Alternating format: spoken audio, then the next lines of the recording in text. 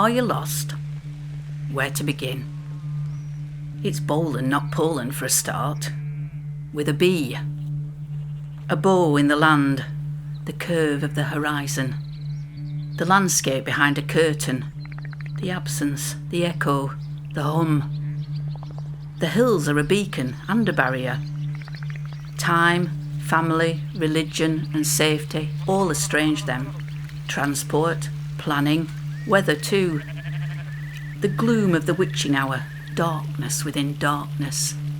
And we're toeing the same trods as those connectors and visionaries and trespassers who've gone before, all waymarkers in opening this place up. It's an echo of an old song, you know, the need for freedom, peace and the open path. Somewhere away from the tight streets and smoke, the space for ideas to circulate, for group listening, meeting places and gathering spaces. The first step ripples out across lifetimes. Bowland had nothing to mine, only farm. It became an island of old ways, but its wealth has always circulated far further. The felt hats from its remote valleys clothed enslaved people. The spoils of empire gilded its gates. The commons were colonised. Society settled. The woodland shrunk. And it turns out we're a nation of gardeners, tidiers, keepers.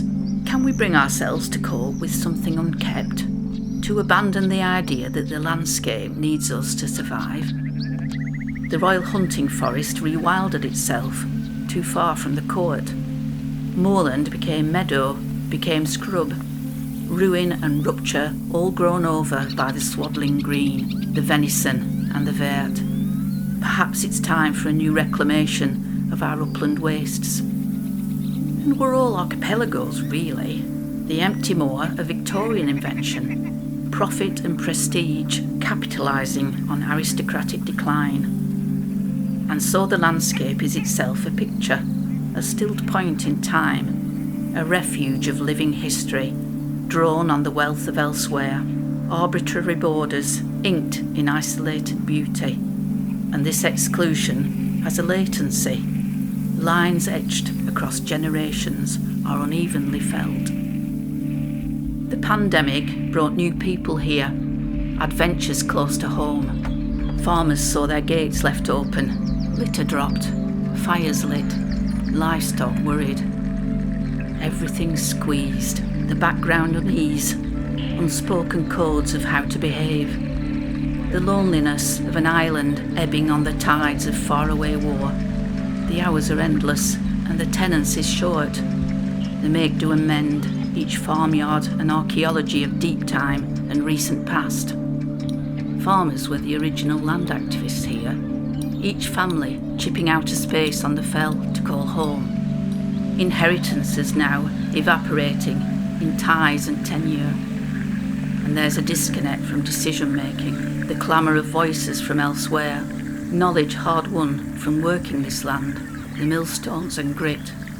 But how do you ever learn if you're not asked? We have it in ourselves to become more open. Are you lost?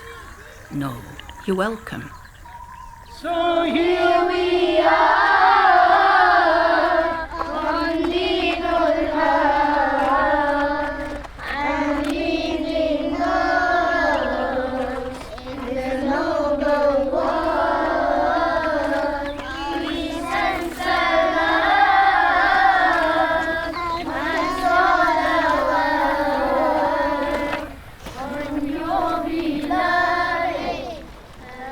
Pendle.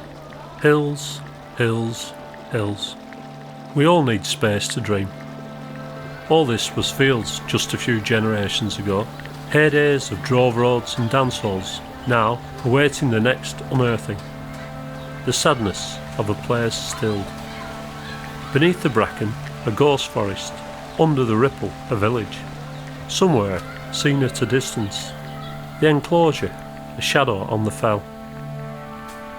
Bowland has never been a blank space. People have moved across it forever. Plants and animals thriving before the guide of human hands. The ridge and furrow, the tenter fields, the pollen beneath the plough. Something is always seeding in the cracks. under the skin. You can hear it whispered in the quiet places. This is where my ashes will be scattered. This is where I proposed. Here is where I found out what I really wanted.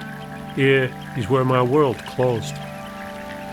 And you can read this place's past through its form.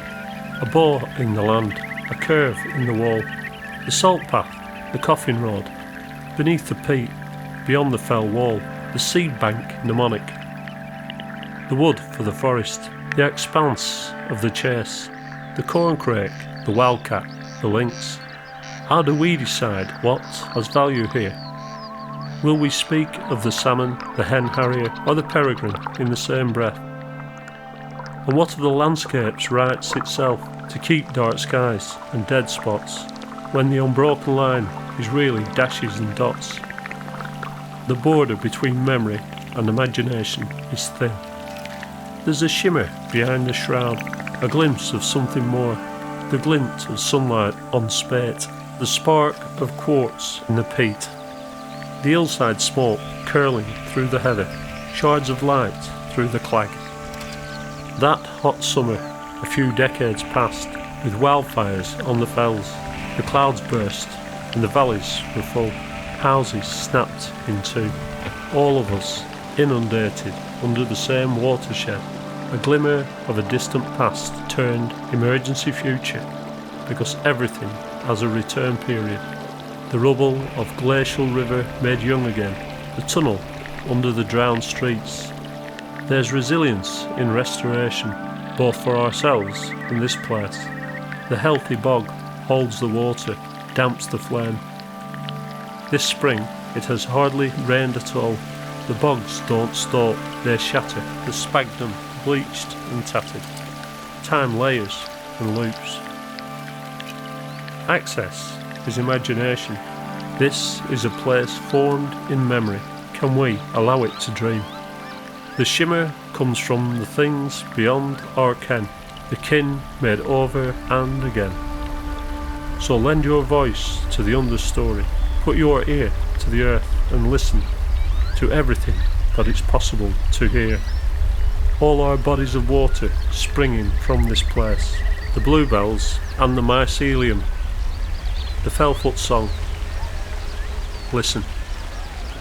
If I was a mole in the ground, if I was a mole in the ground, if I was a mole, I'd rip that mountain down. Well, if I was a mole in the ground, if I was a lizard in the spring, if I was a lizard in the spring. Everything happens for a season, you know, always in relation, in flow. Access fosters accountability, you hope. Remote sensing becomes ground truthing. Attention leads to care, leads to responsibility. We were all new here once. Inequality orbits from its richest core, but borders are always open to being reworked. Diversity speaks to people and ecology both. Together, they erupt in kinship between worlds, find new ways to belong. The gap between seen and unseen, the world refracted through a screen. What would it take for you to find a home in the hills? And words matter. Access, community and restoration all shift depending on who is defining them. A wood mote of truth, a speck of something caught on the breeze. There is meaning in shared stories, the contours of a life. We're not so different, we all live under the same weather system. So walk the flesh transparent, we are diffuse. Change happens at the pace of trust, and trust is always reciprocal. Responsibility comes from the ability to respond, to take time, to adjust, to be a sound mirror. Accountability works in all ways. Draw a line under this. Think of it as a pocket, the space to imagine how it might be other, to foster hope, to inspire rupture. Pockets join up, they ripple out across a place, past the forever chemical spills, the billow of the burned peat, the cracked trackers and scattered nests. These invisible traces of a place have latent power. The dye seeps a lag tide. How would we act differently if we could see the world through the eyes of another? Access is transparency. So let's expand our frame for flourishing. Build a field to fit us all. A bow in the land, the curve of the fell horizon. There is always time to change course. So echolocate, with arms that reach and radiate. This place could be a sponge without losing its shape. Its value would ripple out into the world and back. We have it within ourselves to become more porous.